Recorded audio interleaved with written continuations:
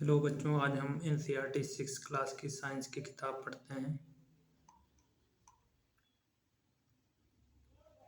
देखिए दोस्तों, एनसीईआरटी का जो फुल फॉर्म रहता है वो national council of education research and training रहता है।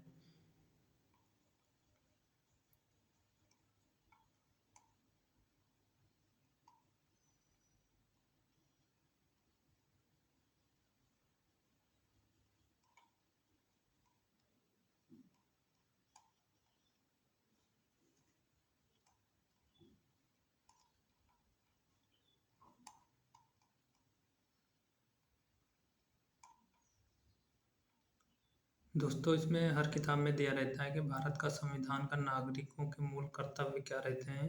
ये अनुच्छेद 51A में दिया रहता है।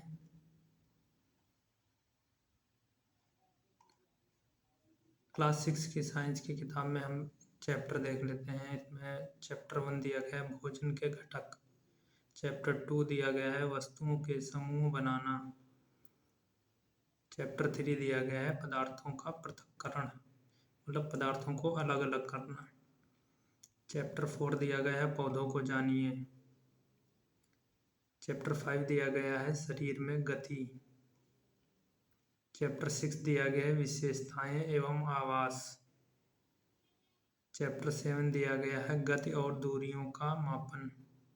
चैप्टर 8 दिया गया है प्रकाश, छायाएं एवं परावर्तन। क्लास 9 चैप्टर 9 दिया गया है विद्युत तथा परिपथ। चैप्टर 10 दिया गया है चुंबकों द्वारा मनोरंजन। चैप्टर 11 दिया गया है हमारे चारों ओर वायु। दोस्तों, इतने सारे चैप्टर, ये 11 चैप्टर रहते हैं क्लास 6 की साइंस की किताब में।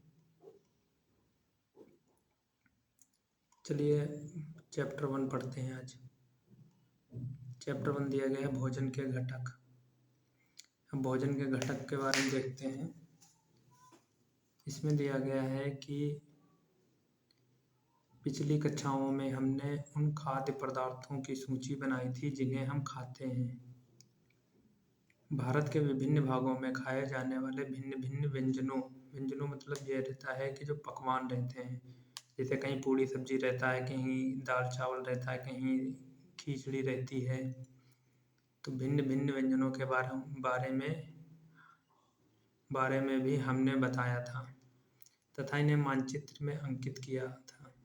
इस प्रकार के भोजन में चपाती, दाल, बैंगन का भरता हो सकता है। दूसरे में चावल, सांभर तथा भिंडी हो सकती है।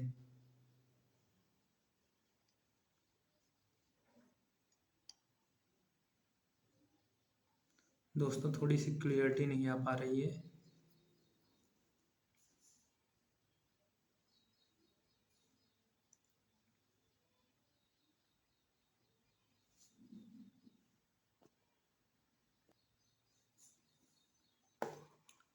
देखिए दोस्तों, थोड़ा सा क्वालिटी सही की है।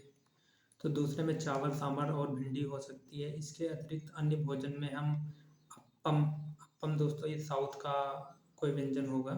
अप्पम है, मछली है तथा सब्जियां हो सकती हैं। दाल या मांस का कोई व्यंजन तथा सब्जी हो सकती है। इसमें दही, मट्ठा तथा अचार भी शामिल हो सकता है। इस तरह के आहार के कुछ उदाहरण सारणी में दिए गए हैं। सूची में कुछ अन्य व्यंजन जोड़िए।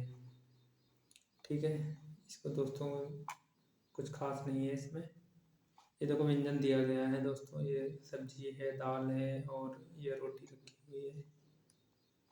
नीचे देखते हैं दोस्तों, ये तालिका बहुत इंपॉर्टेंट है, क्वेश्चन यहीं से बनते हैं। जिसे क्षेत्र दिया गया है कि किसी स्टेट में कौन सा खाना खाया जाता है। जैसे पंजाब है, पंजाब में मक्के की रोटी बनाई जाती है, राजमा बनाया जाता है। सब्जियों में जैसे सरसों का साग रहता है।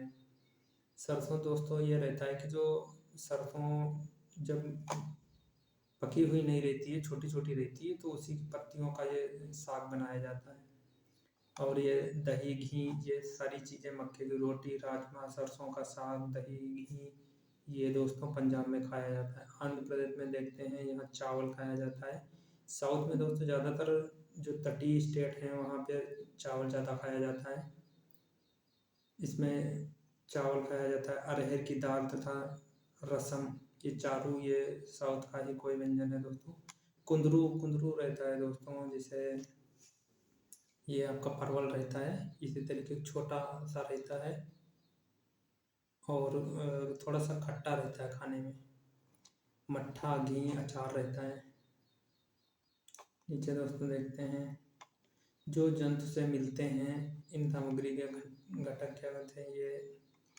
अब यहाँ देखते हैं हमारे भोजन में मुख्य पोषक तत्व। दोस्तों पोषक तत्व क्या क्या भोजन में मुख्य होना चाहिए, इसमें 5 पोषक तत्व होते हैं, जैसे कार्बोहाइड्रेट, प्रोटीन, वसा, विटामिन और खनिज लवण। दोस्तों ये वसा जो ये फैट रहता है, जैसे जो बहुत मोटे लोग रहते हैं, फैट जिनके ज़्यादा हो जाती है उसी को ये वसा को ही फैट बोलते हैं। और दोस्तों ये फल वगैरह में जो विटामिन्स रहती हैं, और ये प्रोटीन प्रोटीन दोस्तों जो जिम वगैरह करते हैं, जो मतलब बॉडी बनाते हैं, एक्सरसाइज करते हैं, वो प्रोटीन का सेवन करते हैं। आप लोगों को पता होगा आजकल जो है विभिन्न प्रकार की प्रोटीन मार्केट में आने लगी है, तो ये वही वाली प्रोटीन इसको बोलते हैं। दोस्तों खनिज लवण, ये दोस्तों खनिज होते हैं जो बहुत ज़रूरी रहते हैं बॉडी के लिए। इसके अतिरिक्त भोजन में रुक्षांश एवं जल भी शामिल है। दोस्तों 5 तो हमारे मुख्य पोषक तत्व हो गए, लेकिन 2 ये जो है हमारे रुक्षांश और जल।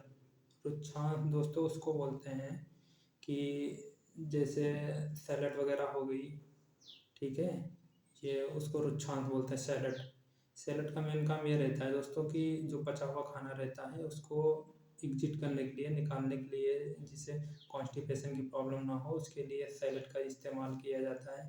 जल भी रहता है, जल की मात्रा तो आपको पता ही है कि बॉडी में जल का बहुत अहम रोल रहता है, तो जल भी हमारे शरीर में होना चाहिए, इसीलिए जल भी बहुत इम्पोर्टेंट रोल अदा करता है। इसके लिए जल जो है पाचन के लिए भी बहुत इम्पोर्टेंट रोल अदा करता है, शरीर की आवश्यकता होती है। नीचे देखते हैं दोस्तों कि कार्बोहाइड्रेट, प्रोटीन, वसा के परीक्षण। अब दोस्तों इनके जो कार्बोहाइड्रेट कैसे पता चलेगा किसी चीज़ में कार्बोहाइड्रेट है या प्रोटीन है या वसा है, इसके परीक्षण कैसे किए जाएंगे। इसके लिए कुछ टेस्ट दिए गए हैं, तो उनको हम चेक करके हम पता लगा सकते हैं। इन परीक्षणों के करने के लिए आपको आयोडीन, कॉपर सल्फेट, आयोडीन और कॉपर सल्फेट और कास्टिक सोडा विलयनों की आवश्यकता होगी। ये 3 चीज़ों की, देखो कार्बोहाइड्रेट और प्रोटीन वसा को पता लगाने के लिए 3 चीज़ों की ज़रूरत पड़ेगी। इसमें सबसे पहले तो आयोडीन हो गया, फिर कॉपर सल्फेट हो गया और कास्टिक सोडा हो गया। दोस्तों यही क्वेश्चन पूछे जाते हैं कि मतलब परीक्षण के लिए किन चीज़ों की ज़रूरत पड़ती है। दोस्तों क्वालिटी थोड़ा सी लो हो गई है, इसको थोड़ा सुधारने की कोशिश करेंगे अगली बार से। नीचे देखो दोस्तों, ये परीक्षण में पके हुए भोजन तथा कच्ची सामग्री पर करें।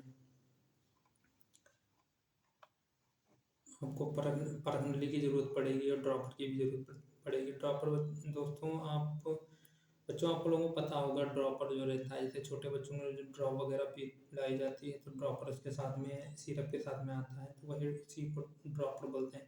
परखनली दोस्तों वो रहती है जो टेस्ट ट्यूब जिसको बोलते हैं, जिसे हम लोगों ने, अगर किसी ने, आप लोगों ने केमिस्ट्री पढ़ी होगी तो रिएक्शंस वगैरह जो कराते थे, टेस्ट ट्यूब परखनली जो दी जाती थी रिएक्शंस कराने के लिए, उसी को टेस्ट ट्यूब को ही परखनली कहते हैं। नीचे देखते हैं दोस्तों, अब इसमें जांच करने के लिए, जैसे कार्बोहाइड्रेट उपस्थित है, इसकी जांच करने के लिए हमें क्या करना चाहिए, किस तरीके से हम कर सकते हैं। हमारे भोजन में पाए जाने वाले मुख्य कार्बोहाइड्रेट मंड तथा शर्करा के रूप में होते हैं। तो मंड और शर्करा जो हमारा कार्बोहाइड्रेट है, हमारा मंड और शर्करा के रूप में जो है प्रेजेंट रहता है।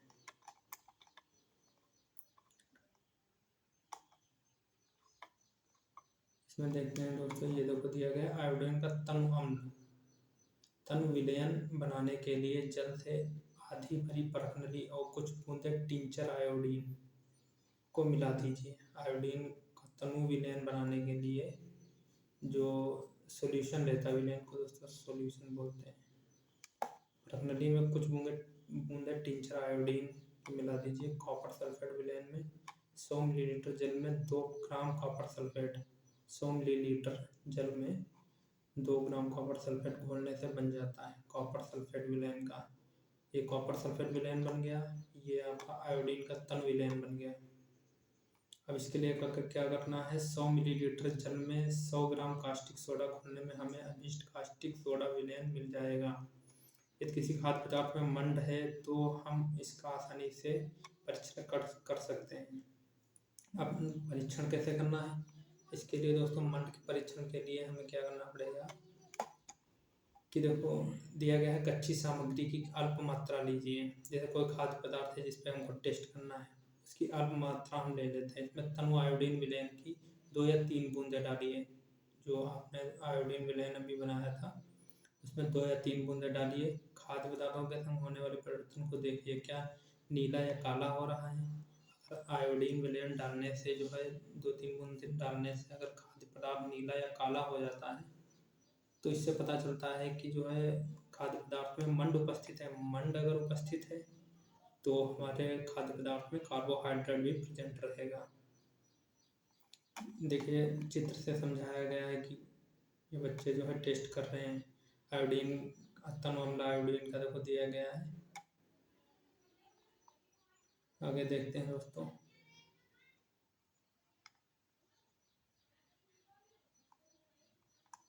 चलिए दोस्तों नेक्स्ट क्लास जो है अगली वीडियो में प्रोवाइड करेंगे। थोड़ा क्वालिटी और सही करेंगे, थोड़ा क्वालिटी में प्रॉब्लम है। वीडियो देखने के लिए धन्यवाद। आगे हम हमारे से जुड़े रहने के लिए चैनल को सब्सक्राइब कीजिए और शेयर कीजिए। Thank you so much.